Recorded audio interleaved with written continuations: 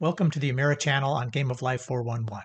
In today's video, we're going to explore a few things. Why Top Gear named Emira one of the worst steering wheels in the 21st century, what to look for when shopping for a steering wheel for a track or enthusiast car, and detailed instructions on how to remove and reinstall a steering wheel in the Lotus Emira. At this point, I've got about 5,000 miles behind the wheel of my Lotus Emira, so I've formed some opinions. And while I love the steering, I don't love the steering wheel. And that's the main interface between the driver and the steering components. So I decided to treat myself and order a custom steering wheel meeting my specifications. I'm on a mission to help as many people as possible, so please subscribe to my channels, join my Facebook groups, and visit my websites for additional resources. Whether you're young or old or somewhere in between, I'd like to help you win at the game of life by sharing the things that worked for my family and helping you avoid the things that didn't. We all have valuable knowledge and experience to share, and I'm doing this as my nonprofit retirement hobby. Please share my content with other people you care about and enjoy the video. Tailoring my car like this makes me feel like a spoiled F1 driver, kind of like Max Verstappen. Though I guess with a name like his, that would imply brake upgrades. Wait for it. Buying a custom steering wheel is not cheap. The one I found for the Lotus Emira at Greg's Racing Parts cost me about $900. So you have to make sure that you're going to get some benefit and solve some problems by investing that amount of money. For me, it's not just about looks, but it's also about the actual practicality and improvements to the driving experience.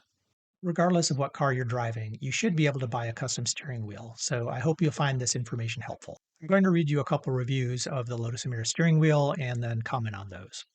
So first, from Top Gear, an opinion piece, the Lotus Emira has a brilliant interior, but the steering wheel is awful. I can see why they went for a square. The screen behind the wheel is rectangular, so the square wheel allows a good view of the digi instruments, etc. It looks futuristic and racy, giving the Emira a link to the Avaya Hypercar's F1 style helm. And I'll say, F1 style will be mentioned later in the video here. So he goes on to say, other car manufacturers like Ferrari and Aston Martin have done great things with square steering wheels in recent years, but the Lotus Emira steering wheel is dumb. And I have to say, I can't disagree. He goes on, it's stupidly thick, which means all that trouble the engineers went to with ye old hydraulic steering has been spoiled. Difficult to enjoy world-class steering feel if you need hands like salad fingers to hold onto the wheel. So he's absolutely right. And from the first time I drove a Lotus Emira, I found that the grip was just too big around, right? It actually fatigued my hands to hold on to it for even a short while.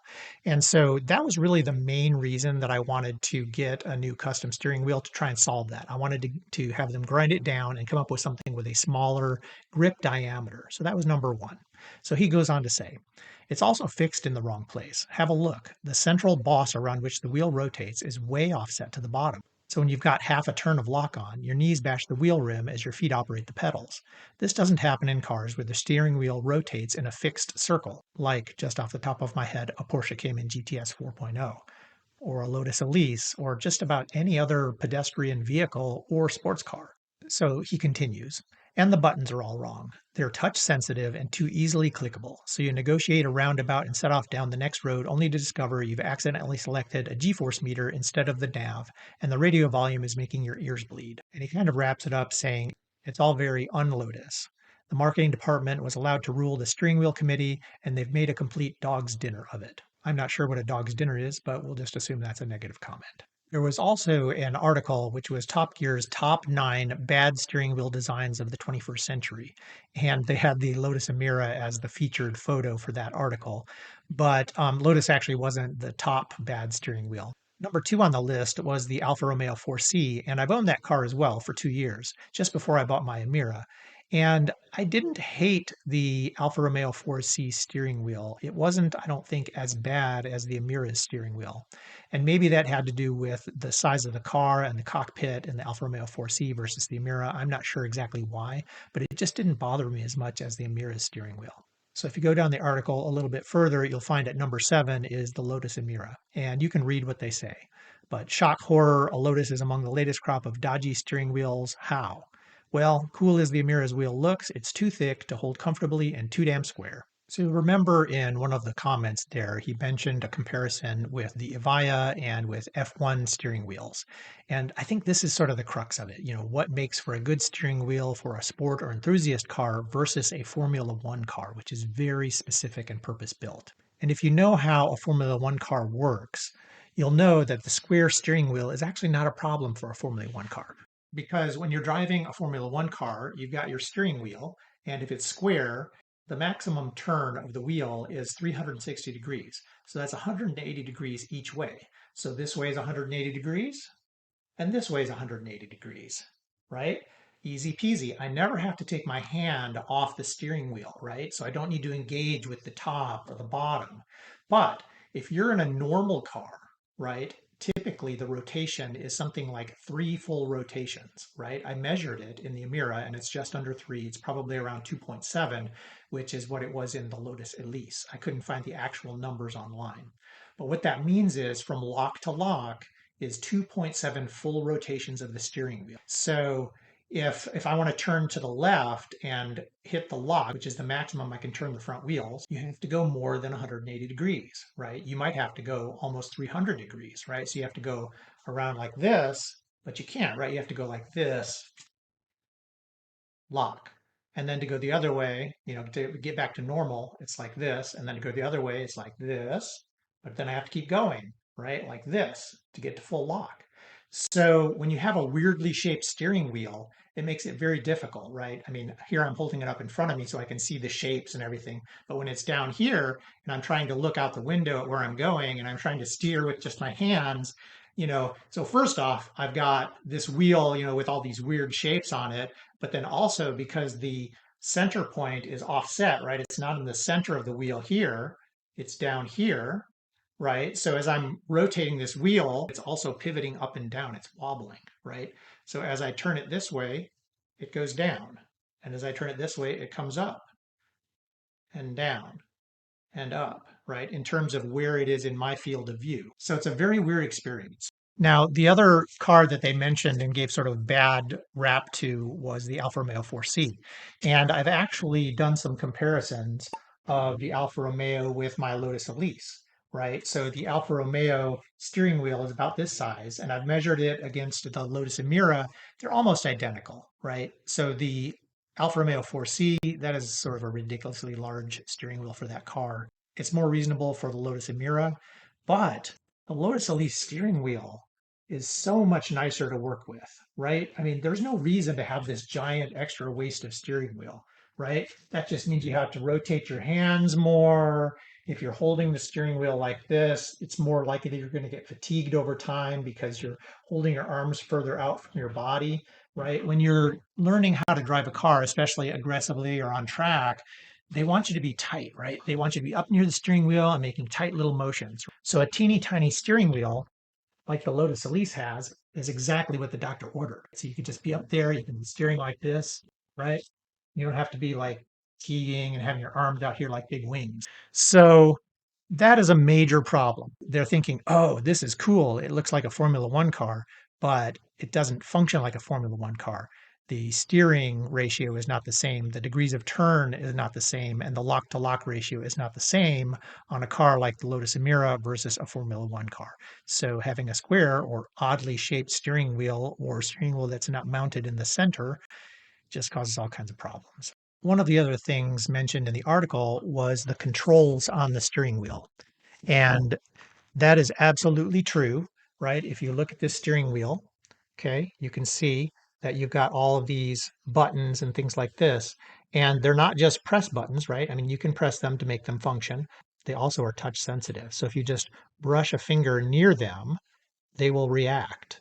And I constantly find myself changing settings or flipping the monitor to a different screen and things like that, just like you mentioned in the article.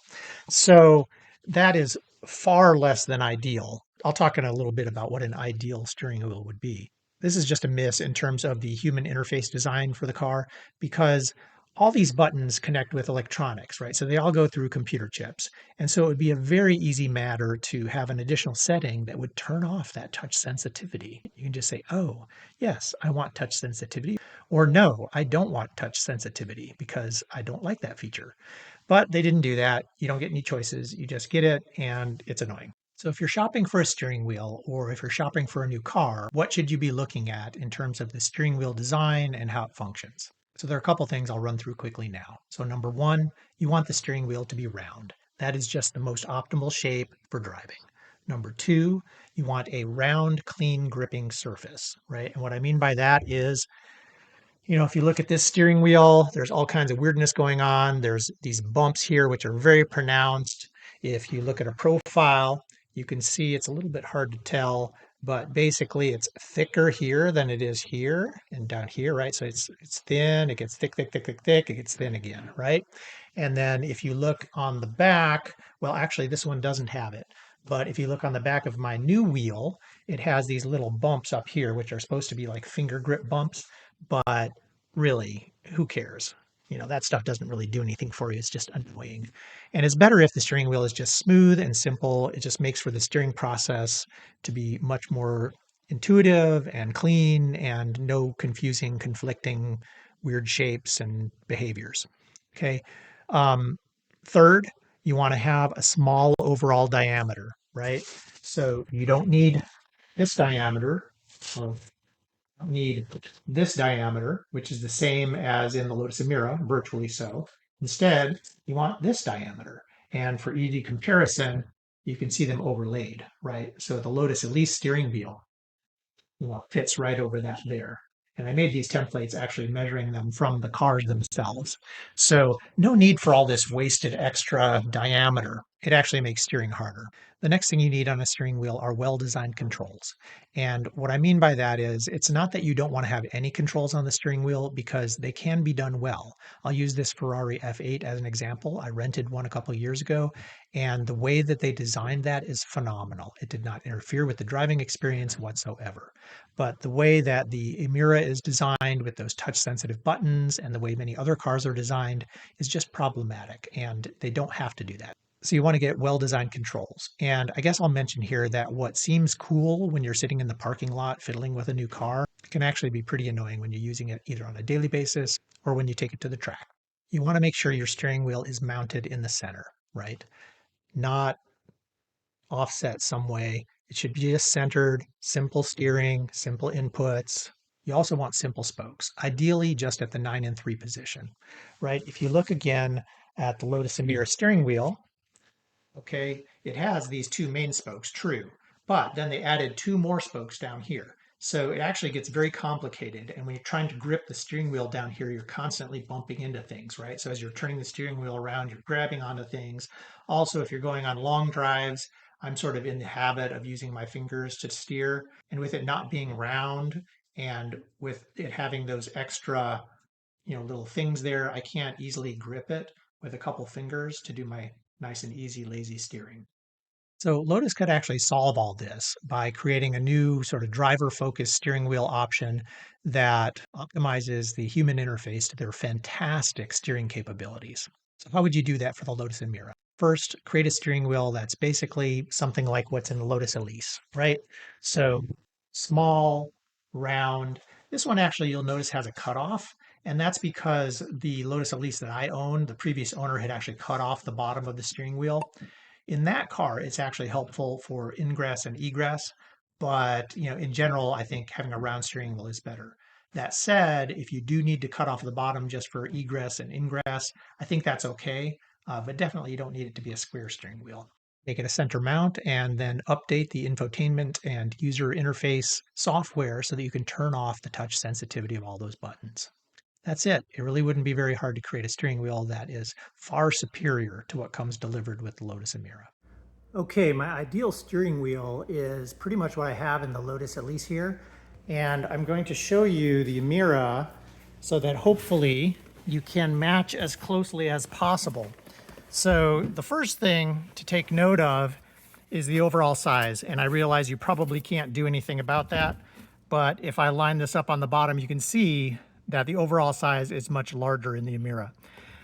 My main thing that I ask you guys to do is to reduce the overall diameter of the hand grip, get rid of these bumps, I don't need the bumps, and make it more round. If you look at the profile of this thing, it's actually oblong shaped, right? So it extends this way, but it's not actually very thick this way, right? So if you shave off the front and the back and try to round it more, hopefully you get it to the size that I want, because what I really want is the finished diameter of the grip all the way around everywhere to be 9 or 9.5 centimeters at the most, right? So that's about a centimeter, centimeter and a half less than the current steering wheel, depending on where you take the measurements, right? So this is obviously bigger. This is actually bigger because of this wide section on the side here, right? It's much wider here than it is here or here. Also, if you look back here, this is kind of weird, right? So this section right here is actually sticks out from the spoke here, right? So I would just, have the spoke smoothly transition over into the wheel, because otherwise what happens is you grab it and it's cutting into my fingers here with this section, right? So just make this more smooth and then make the whole thing rounded, no more than 9 or 9.5 centimeters around, and I will be relatively happy. Please let me know if you have any questions. I'm excited. I think this is my new steering wheel for the Lotus Emira from Greg's Racing Parts. So I wanted to go ahead and open it here in front of you so you can kind of see my initial reaction. I'm pretty excited about it though. So fingers crossed. We've been getting an awful lot of Amazon packages, so hopefully this is the correct thing. It wasn't clearly marked, so I'm not 100% sure. Ooh, okay. So let's take a look here. Looks very well wrapped. They've got it. Included candy. That's interesting. So let's see here. It's got a very nice protective thing on it, so it's a little bit hard to see, but let me take off this hair thing. Oh yeah, there it is. Oh, got some nice stickers. More candy. I guess it's good I don't install this thing with the candy in there. But check it out. That is my new baby. And I'm really curious to see how good of a job they did. Oh, that's pretty cool. So it's got my YouTube channel right there, at Life411 instead of Emira. That's what normally would be on there. But they allowed me to customize it. I will be curious to see how this thing feels driving the car. The yellow carbon fiber is gorgeous. I definitely like it. I think in retrospect, if I got yellow carbon fiber in the upper again, I probably would not have gotten the yellow stripe here, this indicator stripe. I really liked yellow in general on a black wheel. But since it ended up being very yellow, I probably should have done this as black. That would have been a good counter color. Oh well, it still looks very awesome and very cool. And the most important thing for me though is how it's going to feel for the steering and the driving, right? Because I didn't buy it because of the looks, right? It was really because the existing steering wheel feels to me a little too chonky in my hands. It's a little bit too big around. So I'll be curious to see how different this is from the delivered wheel. I don't know, I gotta say on initial impression, it doesn't look a lot smaller than the delivered Emira wheel, although I do still like the fact that it's round, doesn't have the cutoff top and the cutoff bottom like the standard Emira steering wheel does. I really think that's going to be easier and better for driving, and especially because I like to drive sort of with just like a couple fingers, balanced on my knee. At any rate, pretty excited. I think it looks awesome. Can't wait to get it in the car. I guess the real proof will be when I get a chance to actually drive it and maybe even drive it on a long trip or drive it on track. That'll really be when I can tell if this steering wheel is significantly better than the one that I already have. Hey Greg, here's the wheel. So my son and I kind of felt and then measured at a number of points around the grip, right? Because the primary reason for me wanting a new steering wheel was the diameter of the grip. I wanted something thinner, not as chonky as this thing. So everywhere we felt and then measured with a tape measure, it seemed that it was either equal or actually in one place, I think it was down here, it was a little bit larger diameter than the stock wheel. So for example, I'd ask for these thumb rests to be removed. If you look at the profile here, you can see how this bumps out here, and it actually, you know, from flowing from here to here, it bumps out here. I'd ask for that to be ground down so it just has a smooth flow over. And then you can also see up here, you know, these finger grip ripples. I don't have that on my stock wheel, and I didn't want it on this wheel, so you know that was something that seemed unnecessary. But the basic issue is just that the whole thing does not appear to have been ground down at all, the diameter. So let me try to get you a measurement or two. I wanted yellow carbon fiber to kind of go with my yellow stitching in the interior of the car. It wasn't going to color match with the exterior of the car, but still I like the yellow. I thought that was kind of cool, so I wanted to get that. And that's why I nicknamed this the Wolverine, as you can see in this picture. And then again, I just asked them to get rid of all these weird, you know, extra bumps and things, right? It's like, get rid of this bump, this right here, this edge here, get rid of this. So ultimately, they failed to get me what I wanted, which was the smaller diameter hand grip. As compensation, they offered me $250 discount, which, you know, I decided I would go ahead and keep the steering wheel because I didn't want Greg at Greg's Racing Parts to have to eat the cost of the steering wheel. He said that probably they wouldn't be able to resell it to anyone else because I'd ordered such a specific configuration. So I decided to go ahead and keep it and install it in the car. So there you go. Now I'm going to go through the detailed instructions for how to install the steering wheel. That's removing a Lotus Emira OEM steering wheel and then installing the replacement steering wheel, which is also built on an OEM core. So it's really identical. So stay tuned, and I hope you enjoy the rest of the video.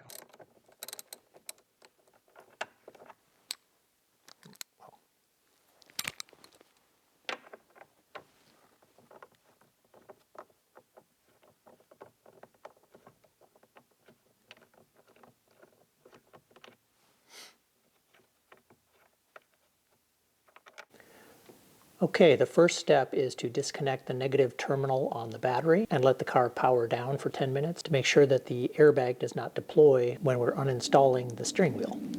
So if you look in there, I was able to figure it out. It's a 10 millimeter nut holding on the negative terminal, so I'm just going to take that off now.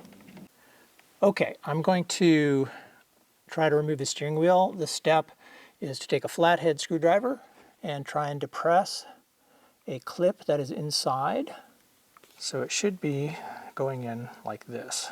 Okay, so we have to go with the screwdriver blade kind of parallel to me. There we go, I felt it. Or is it just this? It's just this. That's what we want though. Yep, I know. Okay, and then we need to put a shop towel in here so this does not go back in.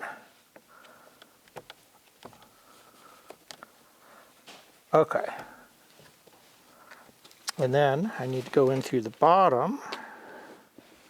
There's the hole.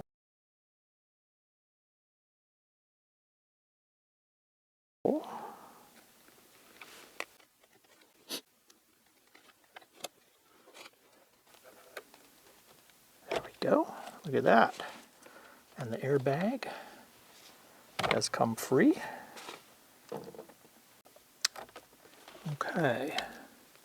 So there are two clips. Can you get a close-up in here? I mean, can you see all that? I don't know what you can see.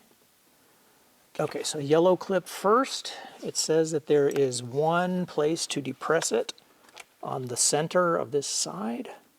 I don't know that I may have to use the screwdriver again. Is it in there?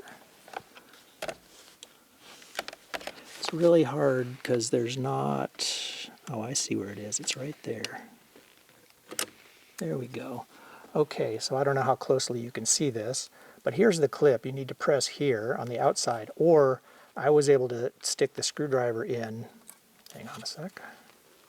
I was able to stick the screwdriver in and get it underneath and release it that way. And then it pulled out very easily. Okay, so that is our airbag, and I believe it was oriented like that.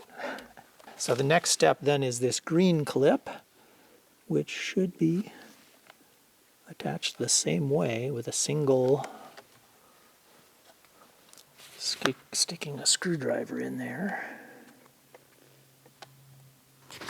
I see, I think.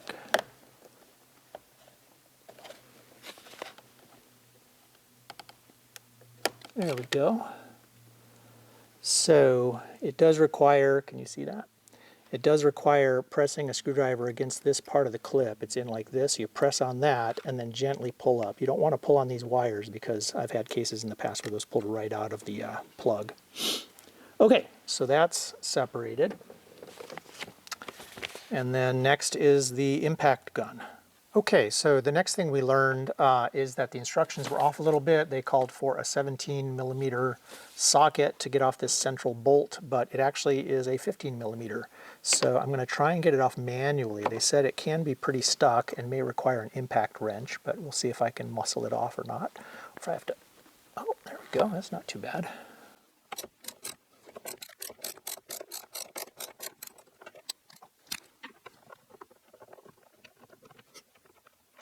Okay, so that has come out. Just hoping and praying that it's steel and not one of those one-time use aluminum bolts. Holy crap. I mean, they better know that if they're telling us to do this.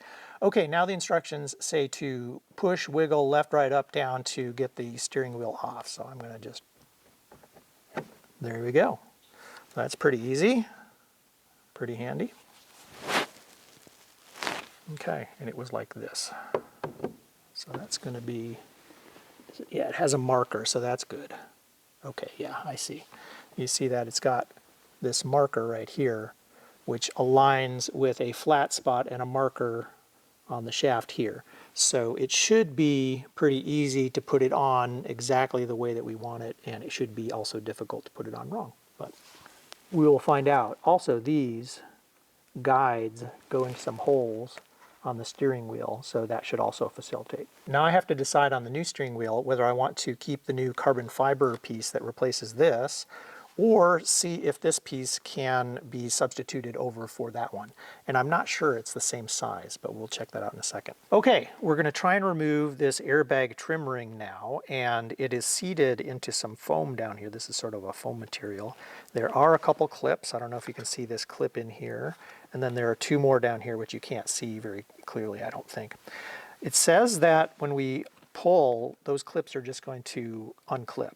So I guess we will find out.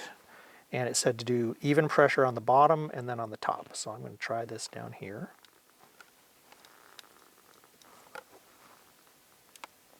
And I'm getting nothing. Ooh.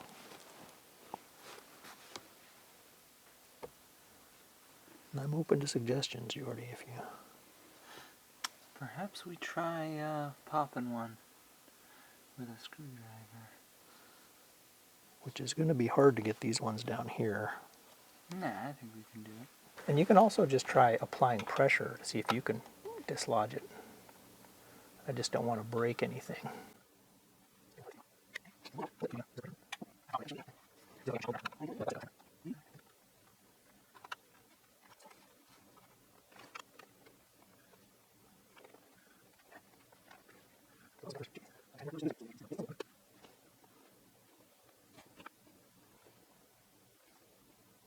Slow and even and gentle.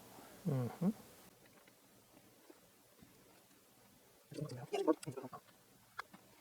Yeah, I can see you've got a good gap. There we go. Nothing come off. All right, look at that. Didn't even break anything. Oh, thank goodness. Okay, why don't you just put that up on the dash gently. Okay, so here, I'll give you the camera. So yeah, those clips definitely do not come off by themselves, though. Okay, so you had to use the screwdriver on those? Definitely, yes. Okay, so word to the wise, you may have to do that.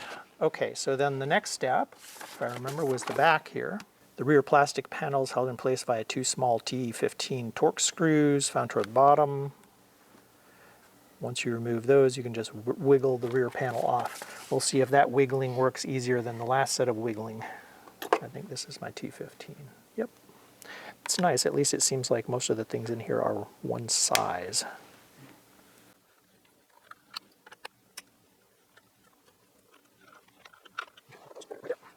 Yeah, let's see how much wiggling is necessary to get this off. Wait a second, are these?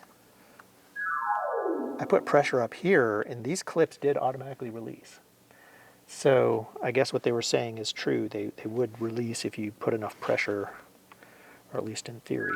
Yeah, it doesn't even, it does, and it doesn't even mention them. I did notice those before, but let's see what happens. So maybe if I do both of those, it still seems to be stuck on something. Do I need to take this off? I doubt it. Something tells me it's got similar pins in the foam. Yeah, so I probably need to do some extra pressure. Yeah. But these clips we have to get out. Yeah. Because that'll just tear them off.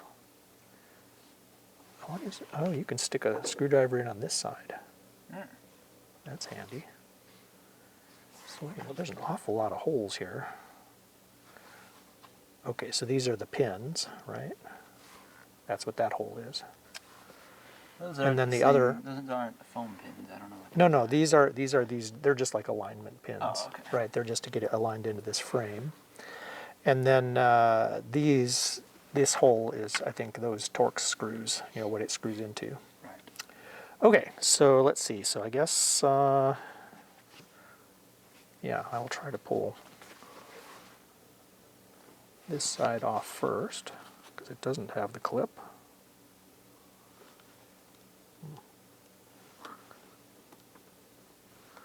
Wow.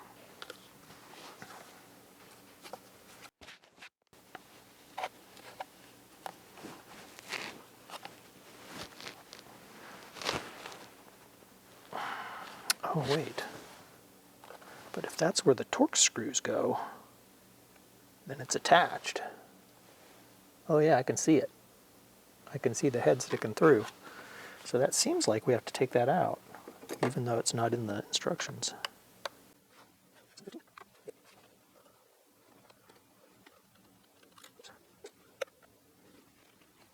I'm trying to make sure I'm not stripping anything,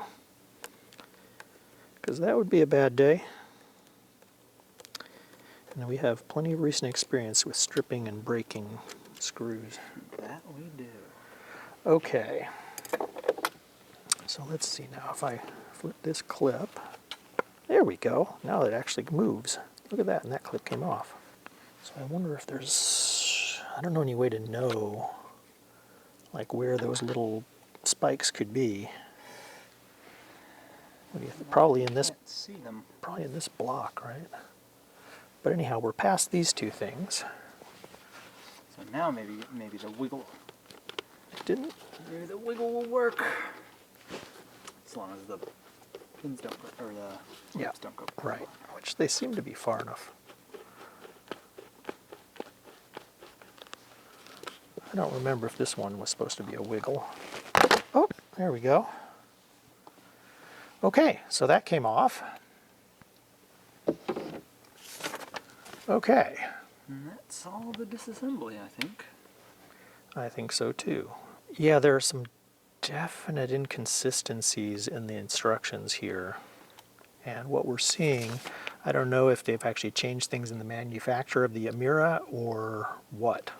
Or if it's just the American versus the European model or what.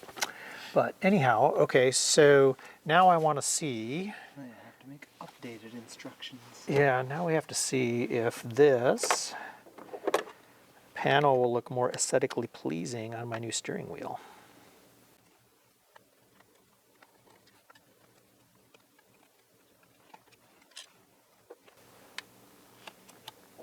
Okay, so that came off. Okay.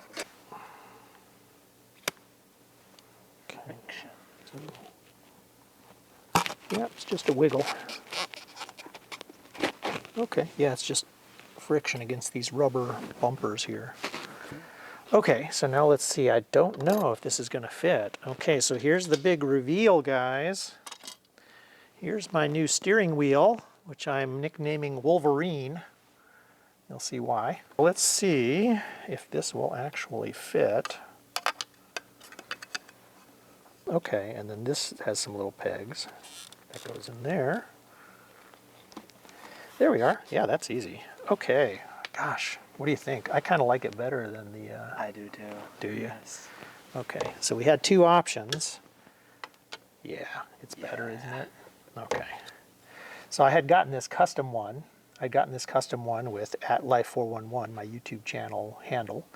But I think that I really like the silver better, contrasting that steering wheel. So I think we're going to just leave that in there. Okay, and then, I don't know, does it matter? I could put the carbon fiber on the back, or we can put I'd just silver. keep the silver. Yeah, okay. This goes on the back. Okay. And these go in here, right? Am I getting these right? Is that where those go, or did they go on the other side? Are these all the same? Let's just check. Okay, all these are the same, so that's good. Okay. So there was two on the back side and two on the front side.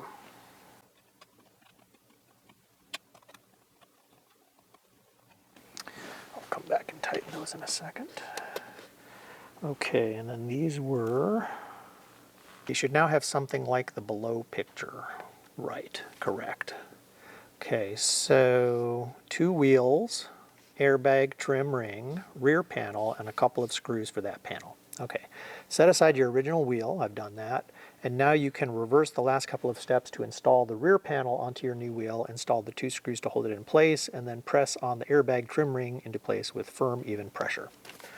Okay, so this is the rear panel. Okay, so it goes on like this because it's got some clips and it's got some guiding pegs to help get it positioned correctly, if I can find them. There we go. Okay, so if you look closely, you can see these guiding pegs and then these clips, right? So if those are lined up, then everything should just snap into place, right? There we go, the clips are in.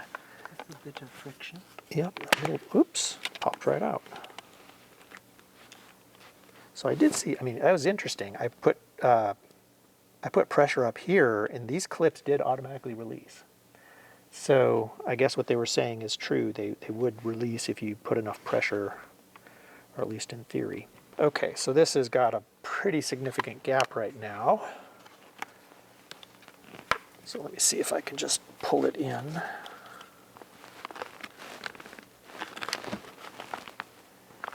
Oh yeah, it's pulling in. Good. So the gap has shrunken to what should be normal, I would say.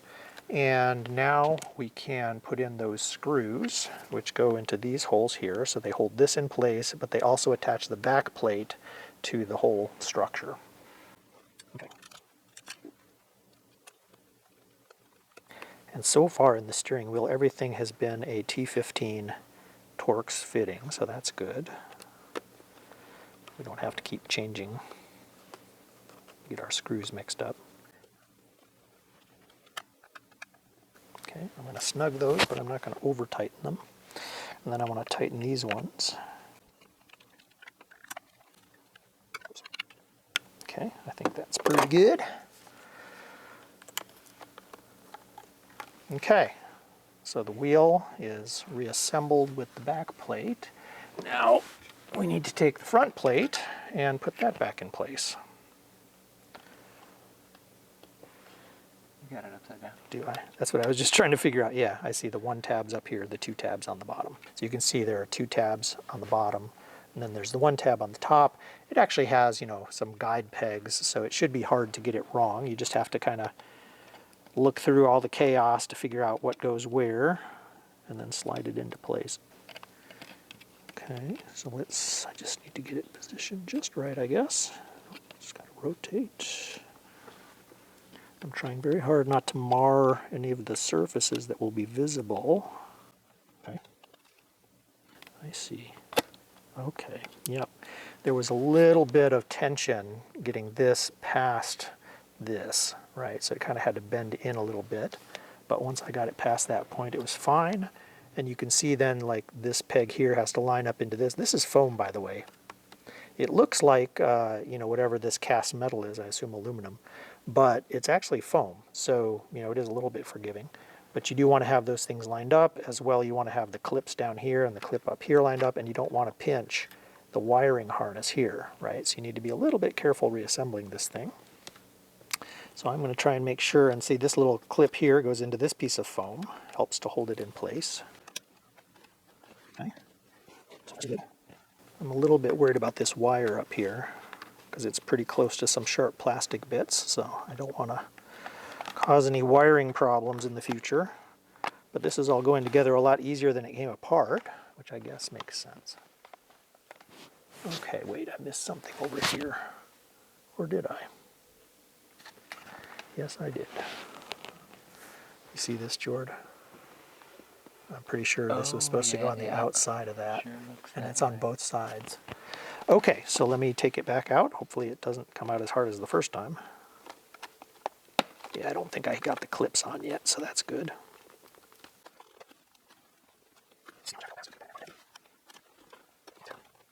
Okay, let's try again. So that needs to go on the outside of that. And then this one, do you see that very closely? So when I first put it on, this black piece was underneath this little recessed tab, and it obviously needs to be on the outside of it once you have it all installed. So you have to make sure at this very early stage of sliding things back together, there you go, that it's on the outside. And I've got it on the outside on this side also. Okay, so I'm going to put it back together, lining up all my pegs, avoiding all my wiring. And the wires are nice and loose. I didn't pinch any. This is still not, doesn't seem to completely fit and cover. So you see this little gap here, Jord? Yeah. I'm just wondering if that's supposed to be there, or if it's supposed to cinch, because here there's a gap, or if it's supposed to cinch up tighter and over that, you know? Well, those pins are pretty much all the way down to the foam, so. Yeah, this looks like there's a little gap under here, see? Oh, is there? A little bit, I mean, that much. So I feel like, although, is there screws? Yeah, because we need to now do these screws.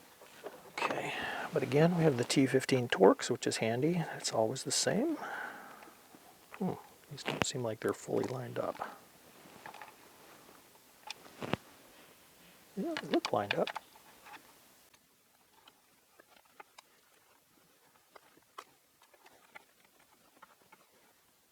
Okay, that feels firm, but not, I don't want to over tighten and potentially crack something. Just want to make sure that this is as snug as it can be.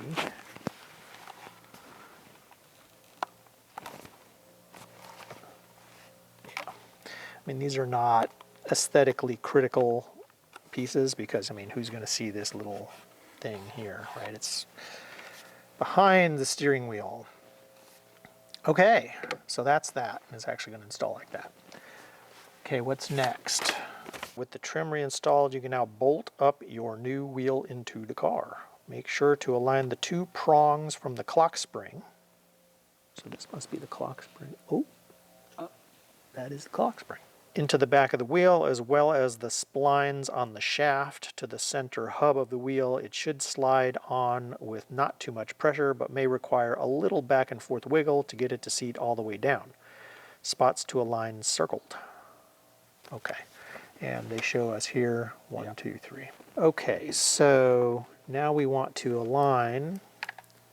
You can see we've got the notch here and the notch here, and then these two things on the clock spring.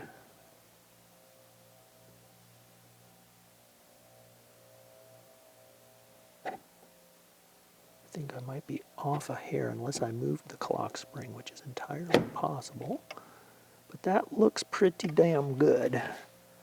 I don't know if you can actually see that, Jord, but it looks like it's lined up to me.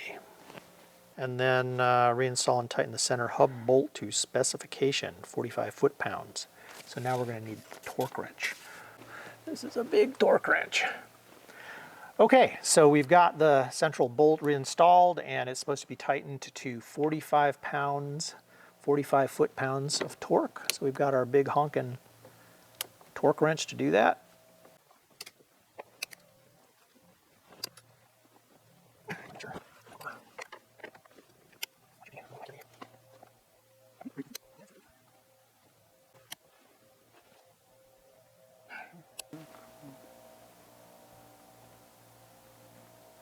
There we go. 45 foot-pounds of torque. So let's go to the next step, which I'm sure is going to be reattaching the electrical connection. So we're on the last page here. Look at that. Okay, with the wheel bolted back up, you can now plug in the green wiring connector. Be sure to check that the wiring is routed properly along the outside so it doesn't get pinched by the airbag. Okay, it is. Huh, this got turned somehow. Okay.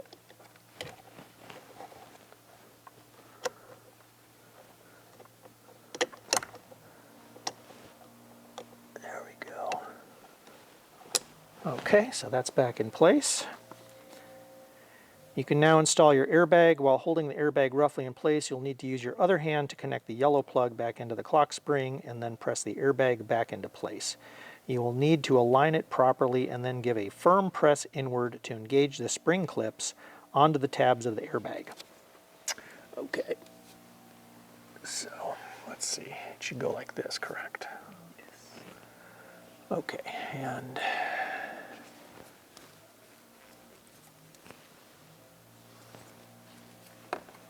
it's a little different. There we go. I was able to get it in there. And then, okay. So what is it that lines? Oh, okay, it's got some serious pegs in there. Just make sure I'm lined up. Yeah, so just so you know, again, so these serious pins right here go into those spring clips and they go into that notch. Yeah. So as long as, I'm saying it for our viewers, not for you. So as long as you get them in the right hole,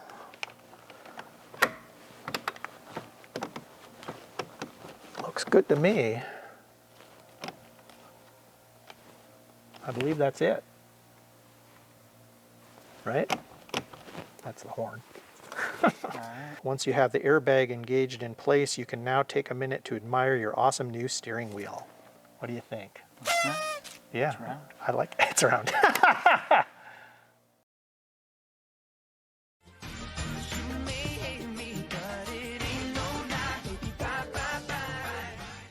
It's your world and I'm just a squirrel trying to get a nut to move your butt. Please subscribe now. You know you want to. And why not go nuts and set notifications on so you'll be notified every time I put out new content.